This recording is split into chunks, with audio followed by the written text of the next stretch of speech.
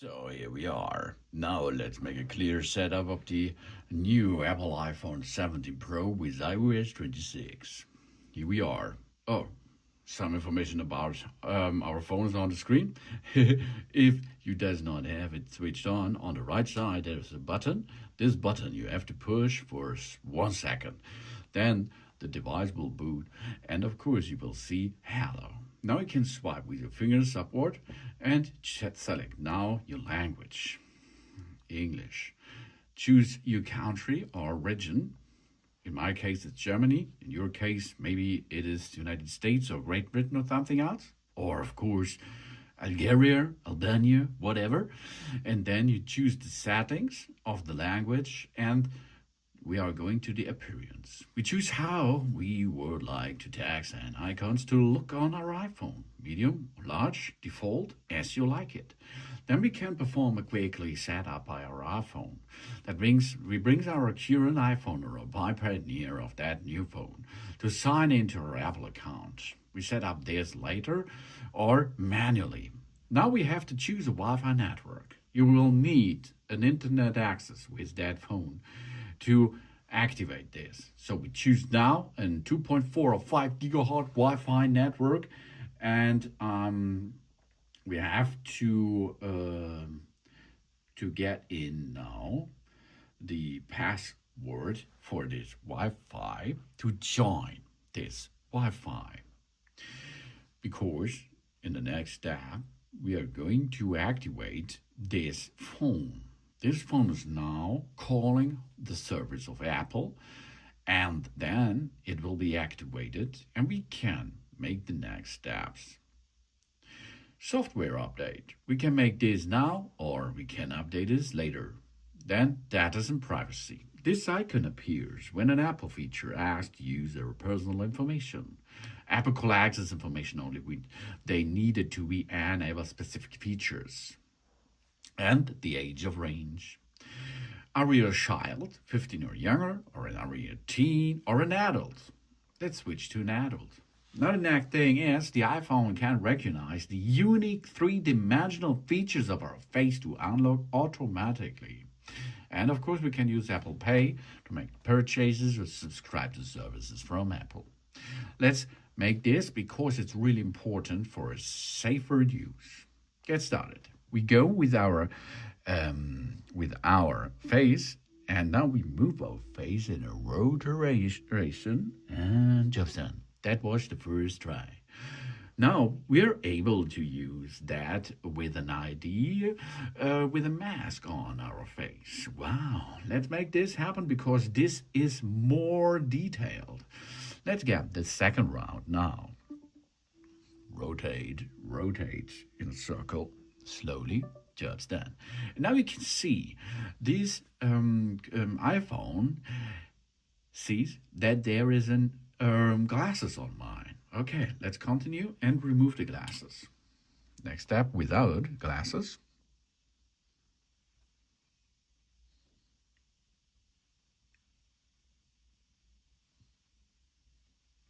Now we are.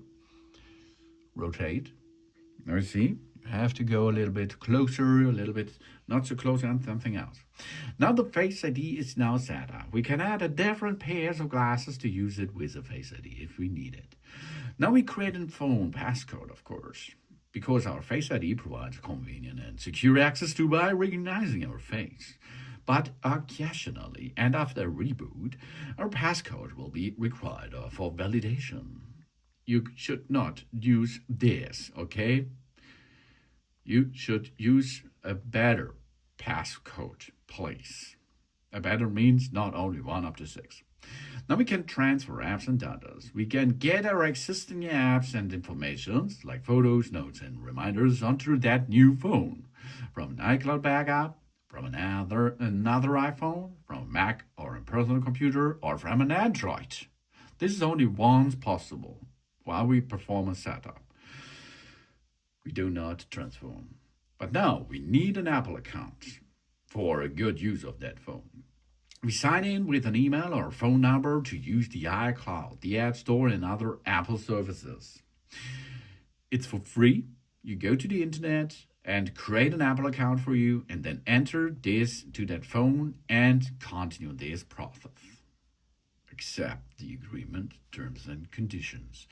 Now you can see we are entering into our account, into our Apple account, and signing in and get information, and of course get the cloud services staff ready for use. Of course, this will take you a couple of seconds or something else. Of course, if you have a fast internet access, it will be faster than you have a slow, of course. But now we are signed in to our account, and after this, we are able to use this account on all our Apple devices. That means if you're an iPad or something else, you can make a synchronization with the iCloud, for example, for it. And we need the iCloud for an iCloud lock and so else for security. Now we make this to our new iPhone. What's going on? We can, because of our account, we can move app settings and wallet, for example. But we can also make a customize. A customize is like a brand new if you do not perform this before. We can update our phone automatically. We can perform this, or we can make it only download automatically and then make an update by ourselves. Then we have location services. This allows maps and other apps and services like Find My together and use that as indicating our location. Of course, if you're going to use maps, then you will need that. And we can set up a mobile services. We visit our contact our local O2DE store to get instructions to how to set up a phone number on this cell phone. Because we have the possibility to use, of course, a SIM card over there. Or, of course, we can use, if you have an American model, only the embedded SIM. Embedded in SIM means we have a contract for an eSIM, and then we get a QR code, and we scan that QR code, information will be shared, jobs done. Or we make a detail activation code entering SMTP plus address, activation code and confirmation code. After this, we should be ready for mobile. Or we make setup later or setup never, because you do not need an SIM card provider to use that phone. But mobile, of course, but at home and Wi-Fi, no problem. Then we can use Apple Pay. To reach with cars, with it's time to pay, we just use our iPhone or Apple Watch to pay online. That's possible. We have to continue this here and enter our Visa, MasterCard, and so on to that system, and then we can pay with that. You do not have to do that, but you can. And we have screen time information. So we get a weekly report with insights about our screen time and set the time limits to apps, and we want to manage them, for example. That's a good feature to see how long you're using that. Then, of course, you can get iPhone Analytics or use that. We can share it with Apple or don't share it. Then we can get an information light or dark display. Automatic means which surrounding is there. You get dark or lighter, or you make direct the dark system. Go to the dark side or the light side of your display. Then we have here Apple Intelligence. This understands our personal contacts. We can contact to Wi-Fi and power to prepare for the Apple Intelligence. That's possible to new ways to express ourselves. The start of a new era of Siri will they be, and the build for privacy. Then, of course, we have the set of the camera control button. The camera control button is over there on the right side, okay? This camera control button can make a light press to adjust zoom, exposure, and more. And of course, we can make a shutter and use this to switch between something, because it is a haptic feedback button. Then we have an action button on the left side of our device. This action button we can customize as silent mode, focus, or add camera, or of course torch, or voice memo, for recognized music, translate, magnifier, shortcuts, accessibilities, or nothing. You can choose what you prefer. continue after you choose, but you can make an edit, of course, later in settings. Then we get an information about emergency SOS. We can press and hold the power button and one of the side buttons to get in that special menu. So you can go here to make an SOS call. Or you hold, if your SIM card is activated, you can hold, instead you hold this for about, I think, 5 seconds, and it will be automatically call the emergency after this process is done. And the sirene is loud. And we have a crash detection. If our phone detects a serious car crash, it will automatically try to then call the emergency services. And in a lot of countries, the emergency SOS via satellite will be enabled. And that means if there is no mobile, you can select a satellite and get emergency services. That's really good and lifesaver as something else. And then we can get started. And we are in the new Apple iPhone 17 Pro in the iOS 26.6.6. Now let's have a basic functionality or how to use the iPhone Pro.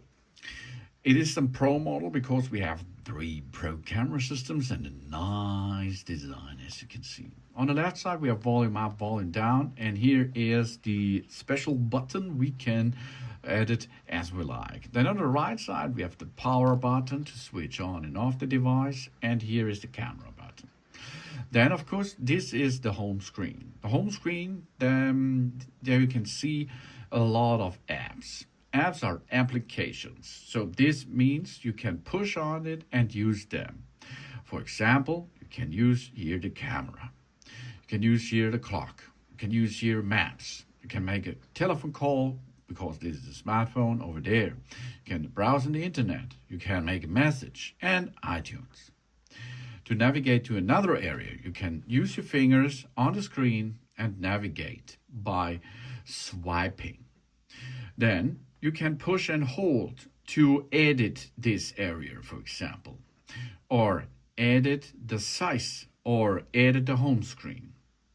Now we can grab them and sort them like we prefer this. We can make a folder if we get this over another app. To switch that folder off, we can grab the app and get it to another location.